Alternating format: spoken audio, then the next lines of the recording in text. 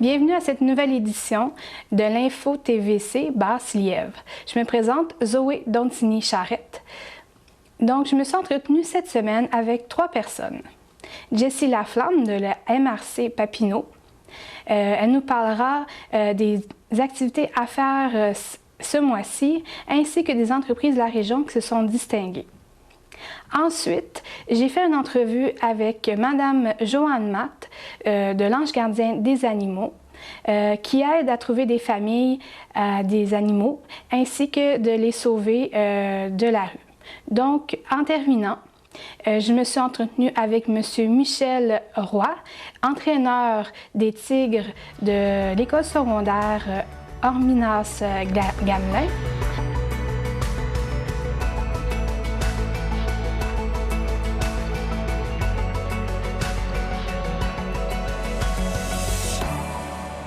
Bonjour, nous sommes avec Madame Jessie Laflamme. Elle va nous parler aujourd'hui de certains faits saillants là, à propos de nos entreprises, d'activités qui se passent dans notre région. Donc, ma première question pour vous, c'est quelles sont les entreprises de la région qui se sont distinguées là, dernièrement dans la petite nation, puis aussi là, en Basse-Lièvre? Oui, il y en a trois en fait que il y en a toujours plusieurs qui se démarquent, mais récemment, on en a trois qui se sont vraiment sortis du lot. On a le Parc Oméga, entre autres, qui a gagné le prix Thomas Urbain, qui est décerné par l'Association des zoos et des aquariums accrédités du Canada. On en retrouve 26 institutions et ils ont gagné pour leur hébergement insolite avec les loups. Pourquoi? Mais parce que c'est une expérience unique au Canada et aussi parce que c'est une façon originale et très éducative de mettre de l'avant une espèce et de la faire connaître. Donc, chapeau au Parc Oméga. On a également les brasseurs de Montebello qui ont gagné des 2 prix au Canada Beer Cup.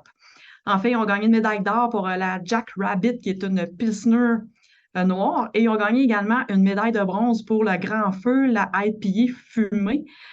Donc, toujours agréable là, de découvrir les produits des brasseurs de Montebello. Et on voit qu'en plus, ils sont de très grande qualité. Et on a une autre boisson, ça boit en petite nation, il faut croire. L'Ingénu s'est démarqué à la sélection mondiale des vins Canada, qui est une 2022, qui est une des plus grandes compétitions de vin à travers l'Amérique du Nord. Et ils ont gagné une médaille argent, donc parmi 29 pays, parmi une sélection de 1705 vins. Donc, l'Ingénu, j'ai pas eu la chance de goûter encore, mais j'ai très hâte d'y goûter. Donc, vraiment, là, chapeau à ces 3 entreprises là, qui ont gagné de belles distinctions là, dernièrement. Donc, est-ce que vous pouvez me parler un petit peu là, des activités qu'on doit vraiment pas manquer là, dans notre région en ce moment là, pour le mois de novembre, décembre, surtout en prévision là, du temps des fêtes? Oui, tout à fait. En fait, on est vraiment choyés en Petite Nation et dans la Lièvre parce qu'on a vraiment beaucoup, beaucoup d'activités à venir. Et je vous parlais des brasseurs de Montebello tantôt. Eh bien, le marché de Noël de Montebello revient en force cette année pour une deuxième année fort attendue. C'est vraiment là, de la trompe des marchés européens et ça se déroule sur le site à l'avant de l'église. Et il y a une bière qui est vraiment conçue pour le marché de Noël qui a été lancée la semaine dernière. Donc, le marché de Noël va se dérouler les 2 premières fins de semaine de décembre du côté de l'église, justement, de l'église de Montebello. Et il y aura aussi, en plus d'avoir plein de cabanes dehors à l'extérieur pour mettre de l'avant les producteurs et les agriculteurs, il y aura des artisans à l'intérieur de l'église, ainsi que la visite du Père Noël, maquillage pour enfants, qui est une nouveauté cette année, et des spectacles gratuits, dont celui de la Tuque Bleue, des Swamp et de Maxime Carrière. Et là, on parle juste de Montebello. Plus près de nous, en fin de semaine, en fait, du côté de Papineauville, c'est le Salon du Cercle des fermières qui se déroule au centre communautaire, qui va mettre de l'avant près de 80 exposants, rien de moins. Toujours un événement très couru. Du côté de la Lièvre, ça se déroule du 18 au 20 novembre, du côté du domaine de l'Ange gardien. J'ai eu la chance de voir quelques artisans qui vont être là parce que ça a déjà commencé. En fait, en fin de semaine, malgré la chaleur, il y avait déjà un salon de Noël qui se déroulait du côté de Plaisance et des artisans y étaient. Ils vont être aussi du côté de l'Ange gardien. Donc, ça promet pour cet événement. On a deux, en plus du salon de Noël de Papineauville, on a aussi celui de Ripon, le salon des métiers des arts qui revient la fin de semaine du 19 et 20 novembre. Et la particularité de cet événement-là, c'est que ça se déroule sur 3 sites. Donc, il y a la destination de Noël, qui est une boutique originale en Outaouais, et la quatrième de ce type-là, en fait, c'est une boutique dédiée entièrement juste à Noël. Ils vont offrir des ateliers de décoration. Du côté du centre communautaire, on attend une trentaine d'exposants et le centre communautaire est toujours dans une ambiance feutrée, calme, intime, toujours agréable. Et du côté du marché public de Ripon, il y aura des agriculteurs qui vont être producteurs et qui vont vendre leurs produits. Et on a aussi le salon de Noël des fermières de Tourceau qui se déroule le 1er décembre pour aller se sucrer le bec. Il y aura pâtisserie, confiserie et également tirage une courte pointe, des marinades, bref. Parce que c'est le fun des cadeaux, mais c'est le fun de manger aussi hein, à Noël. Et en plus, on a deux nouveautés aux côtés des marchés de Noël. Il y en a un à Beaumune le 3 décembre au 214 route 307 de 18h à 21h. C'est vraiment une nouveauté. Il y aura des exposants à l'intérieur, à l'extérieur. Et il y a aussi le 26 novembre du côté de Lac des Plages au centre communautaire. En fait, c'est dans la mairie. Et il y aura 22 exposants ainsi que le dévoilement d'une œuvre patrimoniale. Donc, zéro excuse pour ne pas faire d'achat local et découvrir des nouveaux artistes. Et en plus, pour terminer, il y a le vernissage de l'exposition Petit format, gros cadeau du côté du centre d'exposition, du centre d'action culturelle de la MRC de Papineau à Montebello. Chaque année, fait cette exposition qui permet à plusieurs artistes de faire des œuvres de plus petit format pour les vendre à différents prix, donc pour offrir une diversité d'œuvres, mais aussi pour tous les budgets. Et en plus, il y a la boutique La Fouinerie sur place qui s'agrandit pour la période des fêtes. Donc, on va retrouver une quarantaine d'œuvres d'artistes, d'une quarantaine d'artistes, en fait, de différents types. On retrouve vraiment de tout, des sculptures, des livres, bref, de tout. Donc, aucune excuse, comme je disais, là, pour pas dénicher des produits locaux, finalement, là. Ben, je vous remercie vraiment beaucoup, Madame Lafont. C'est super intéressant. Puis, comme vous dites, il ne manque pas d'activités à faire en Outaouais. Donc, Effectivement. à une prochaine fois. Ben, merci beaucoup.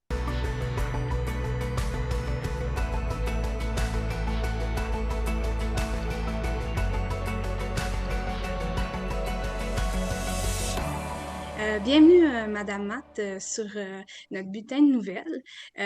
Vous êtes bénévole pour le refuge des anges gardiens des animaux. Est-ce que vous pouvez me parler un petit peu, là, c'est quoi votre rôle exactement, s'il vous plaît? Oui, en fait, je suis la présidente fondatrice du refuge. Mhm. Euh, on s'occupe d'animaux errants ou perdus ou abandonnés depuis, je te dirais, 2011, mais on est enregistré officiellement comme organisme sans but lucratif depuis 2016. OK. Notre but, c'est d'aider les animaux dans le besoin, là, qu'ils soient errants, abandonnés ou parfois des gens qui doivent céder leurs animaux.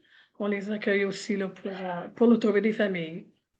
Puis, ben, comment que ça a commencé, là, cette aventure-là, là, à vouloir sauver des animaux? Ben, en fait, ça a commencé par ma petite famille, là. Mon fils, ma bru, ma fille. On participait à la marche des quatre pattes de la SPCA qui faisait OK. toutes les années. Ouais. Puis on a participé 3 ans. Puis la troisième année, on a ramassé un bon montant. Puis là, on s'est dit tout bonnement comme ça, ben peut-être que nous autres aussi, on pourrait de notre côté faire un petit quelque chose. On dirait semblable à la SPCA dans le sens qu'on veut aider les animaux. Ouais. Puis on a juste commencé comme ça sur les réseaux sociaux, là. Puis ça a fait boule de neige, là. OK. Puis, vous êtes Ouais. environ, là, combien de personnes, là, qui s'impliquent, là, au refuge?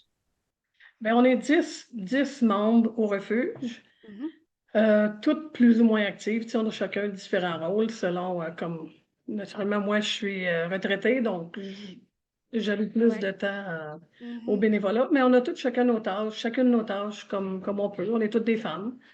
Puis, Euh, par année, vous aidez beaucoup d'animaux?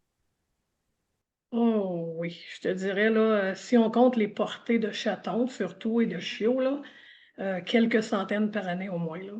Mm. Puis, pour vous, là, en ce moment, c'est quelle problématique que vous faites face en tant qu'organisme, là? C'est comme tous les autres refuges, là, c'est le fléau des chats errants et des chats gratuits à donner partout. Mhm. Tu sais, les gens s'approprient des chats gratuitement. Puis là, les vétérinaires, la demande est folle. C'est comme, c'est Mhm. très difficile d'avoir un vétérinaire. Donc oui, les gens s'approprient l'animal gratuitement, mais après ça, ils ne peuvent pas avoir de soins parce que les vétérinaires ne prennent pas de nouveaux clients. Donc Ah, si puis l'animal est l'opération malade, il faut aller en aussi. urgence. Puis ouais. Et les Fait opérations pour la stérilisation, j'imagine, c'est pas évident non plus. oui, tous nos animaux, les animaux qu'on accueille, sont tous examinés par un vétérinaire, sont traités pour les parasites, sont vaccinés, stérilisés puis micropucés. OK, c'est Donc, bien.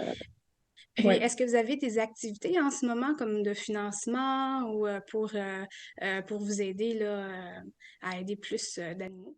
Oui, en fait, quand on n'est pas en train d'aider des animaux, on est en train de travailler pour ramasser des sous parce que les factures, il faut les payer, les vétérinaires, tout Oui. ça. Mhm. Oui, on a constamment des tirages. Là, on vient de fixer 2 journées de séance photo. On a une photographe à Buckingham qui nous donne son temps puis qui fait des photos de Noël pour les chiens, les chats, les lapins, tout ça.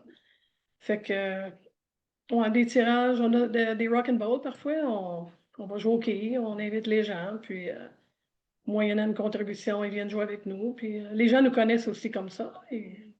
Puis, si on veut faire un don à votre organisme, c'est de quelle façon qui est le plus facile de vous rejoindre En sur fait, Facebook? la façon la plus facile, c'est via notre page Facebook, avec notre adresse courriel, faire un virement Interac. Votre page Facebook, c'est Les Anges Gardiens des Animaux, Les c'est anges bien ça? gardiens des animaux, oui, absolument. OK, parfait. Euh, donc, en tant qu'organisme, euh, c'est quoi vos projets futurs comme Nos projets futurs, en fait, nos projets ne changent pas vraiment parce que c'est notre mission, c'est d'aider les animaux dans le besoin. Mhm, Mais là, c'est d'innover, là, de trouver d'autres façons d'inciter les gens à adopter en refuge et non pas de prendre tout ce qui passe gratuitement. mhm. Puis c'est de sensibiliser à la stérilisation et que les gens arrêtent d'abandonner les chats à l'extérieur. Tu sais, on entend souvent, ben moi, j'ai qu'un mâle, il va dehors, il ne me rapportera pas de chatons. Non, mais il va aller en faire à gauche puis à droite. Puis ces chatons-là, ils sont nés, ils naissent dans la misère, puis souvent, ils meurent très tôt. Mhm. Euh, Juste en Ouais, souffrance, c'est tout ce c'est qu'ils connaissent, là, tu sais. dommage. Mhm. Oui.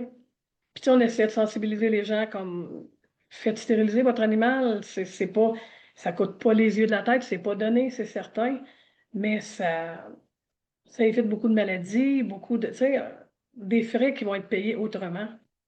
Il y Ouais. a beaucoup plus de cancers, puis certaines maladies chez les chats non stérilisés. Il y a Mhm. beaucoup plus de batailles. Si les chats sont laissés dehors, des chats non stérilisés vont se battre beaucoup plus. Une chatte en chaleur, tout le monde sait c'est quoi. C'est pas intéressant, c'est pas le fun. Fait que souvent, les gens, j'en peux plus, je la mets dehors. Fait que là, il arrive ce qui doit pas arriver. Fait que Puis c'est en ce c'est moment, ça. Si on peut sensibiliser une personne qui va en sensibiliser une autre, c'est déjà un grand pas, là. oui, c'est ça, la sensibilisation, c'est vraiment la Ouais. clé. Puis en ce moment, est-ce que vous pouvez comme nous parler d'un ou deux chats ou chiens qui sont prêts à l'adoption et pour nos téléspectateurs? Ben oui, c'est sûr. Prêt à l'adoption, on vient de publier une petite portée de chatons. OK. C'est sur notre page. C'est des petits chatons qui sont nés à l'extérieur, OK. puis qu'on a accueillis à l'intérieur, sont socialisés. Ça, c'est des beaux petits chats noirs et blancs. Puis on a une autre portée là, qui attend d'être annoncée aussi. Mhm. Mais comme je te disais tantôt, les adoptions, c'est vraiment lent. Puis ça, c'est dans tous les refuges. On se parle entre refuges, puis c'est la même problématique partout. Fait que oui, j'invite les gens à visiter notre page parce que c'est là qu'on publie nos animaux qui sont prêts à l'adoption. Mhm. On a des adultes aussi. Naturellement, les adultes sont moins attrayants pour les gens. Pourtant, c'est des Ouais. jeunes adultes qui sont tous en pleine Ben, je forme. vous Puis souhaite que les gens aillent consulter votre page Facebook puis adoptent des petits chatons qui vont vous permettre aussi, j'imagine, là, de pouvoir en aider d'autres aussi. Exactement. Malheureusement, on a dû publier une annonce la semaine dernière pour informer les gens qu'on arrête les prises en charge, justement parce que nos animaux ne partent pas, donc nos familles d'accueil sont complètes. Puis, tant que les adoptions ne se feront pas, ben, on ne peut pas en accueillir d'autres. Puis, ça nous crève le cœur parce qu'il y en a plein d'animaux qui ont besoin d'aide, là, tu sais. Fait Ouais. que oui, si les gens peuvent adopter, ça libère la place pour le prochain ou la prochaine qui doit être sauvé. Puis, est-ce que vous avez des besoins en termes de nourriture, en termes de famille d'accueil en ce moment? Oui, le famille d'accueil, ben, comme je te dis là, les prises en charge sont arrêtées, mais on monte un registre quand même de familles d'accueil parce que quand on va reprendre les prises en charge, on en a toujours besoin. Mhm. La nourriture pour chatons, c'est continuellement un besoin, ainsi que la litière. Mm. Parce que la nourriture pour chatons, on nourrit également nos mamans gestantes et allaitantes. C'est une Oui, nourriture très riche. OK. Donc, on leur donne une nourriture de qualité là, pour leur donner un bon départ, là. Fait que c'est toujours, c'est nos plus grands besoins, là, la nourriture et la litière. Ben, merci beaucoup, Madame Matt, pour nous avoir donné votre temps, puis en espérant qu'il y ait des gens qui ont écouté notre bulletin de nouvelles, puis qui iront sur votre page Facebook, Les Anges Gardiens des Animaux, pour aller adopter des chatons surtout, puisque c'est surtout des chatons qui demandent à trouver une famille. Je vous remercie beaucoup, puis euh, on va peut-être se revoir là, prochainement pour une autre entrevue. Fait que je te remercie beaucoup pour l'occasion. C'est tout ce qui peut aider, c'est grandement apprécié.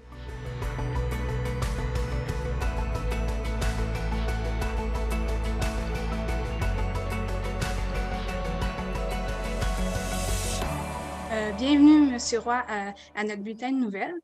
Vous êtes l'entraîneur des Tigres de l'école secondaire Orminance Gamelin à Buckingham. En fait, c'était votre dernier match là, de saison et vous avez fait la finale contre les Vikings de l'école secondaire de Lille.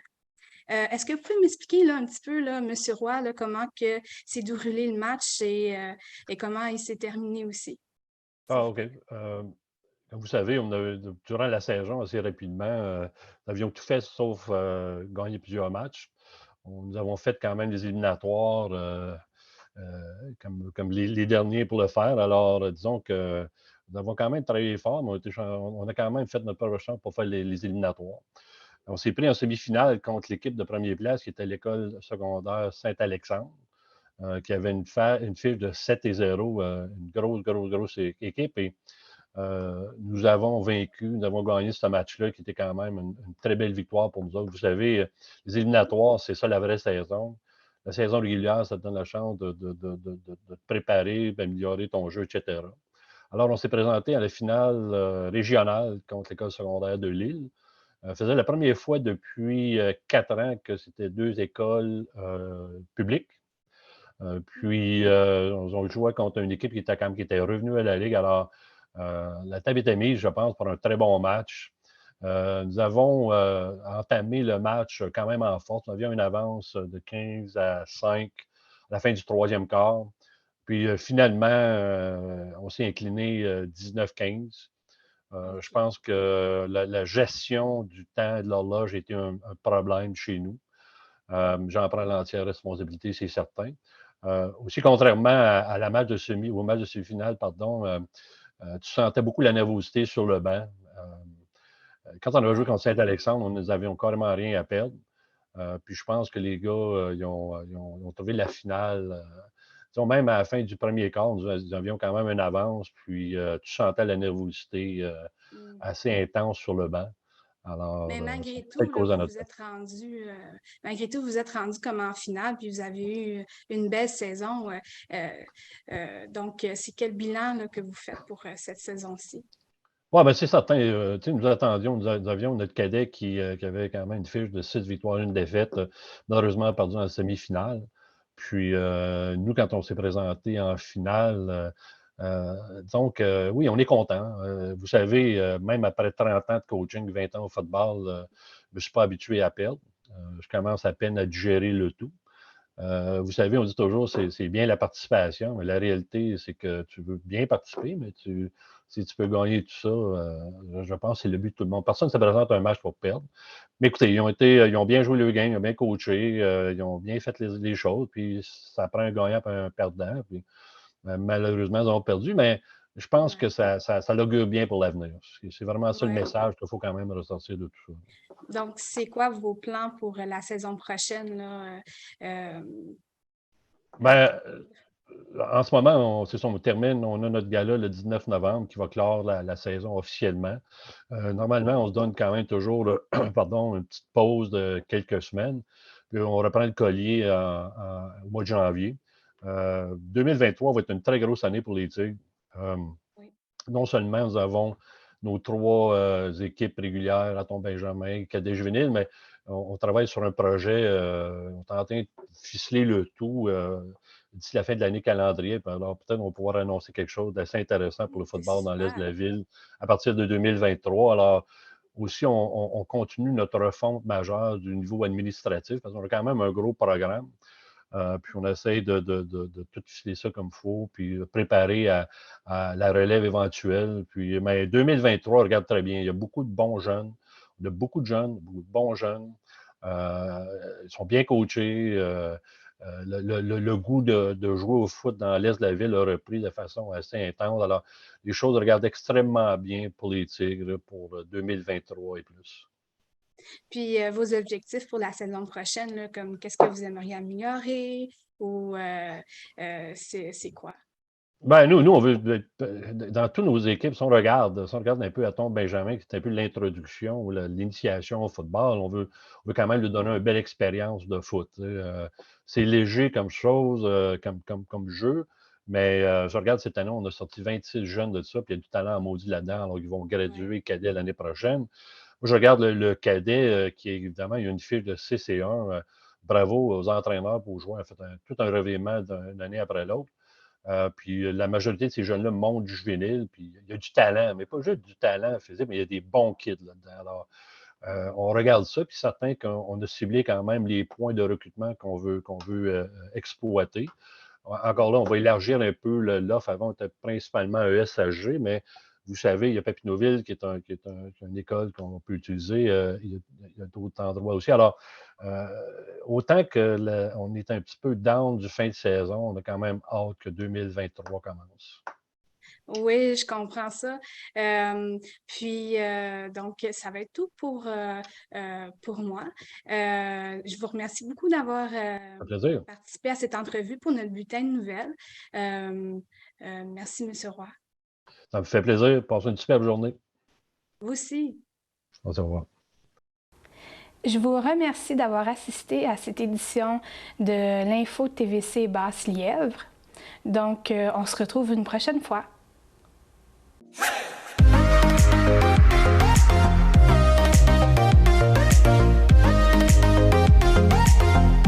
TVC Basse-Lièvre, la télé au service de sa communauté.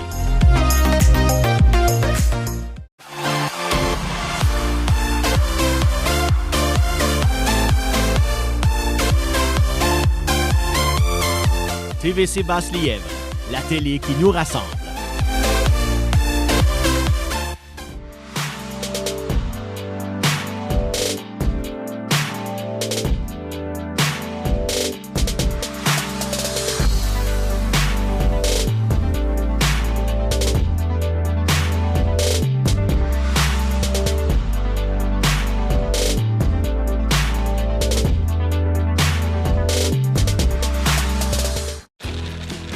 Bonjour, je m'appelle Mallory.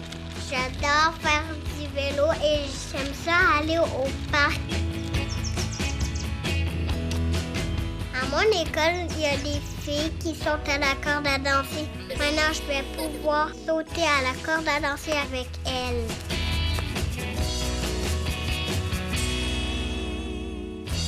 Grâce aux amphithéâtres, je peux faire tout ce que j'aime.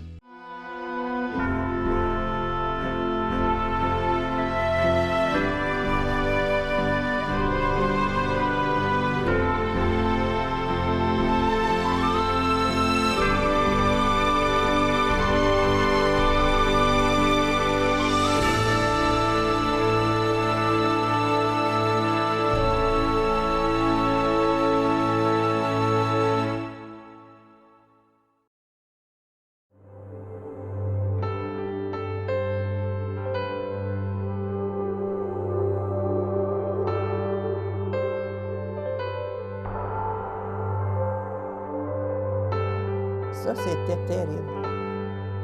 C'était tout en feu. C'était épouvantable. C'était un gros feu. Le feu était en plein milieu du village. Le 20 avril 1965, Buckingham connut le pire feu de son histoire. Le brasier dura une journée entière et détruira pas moins de 6 commerces.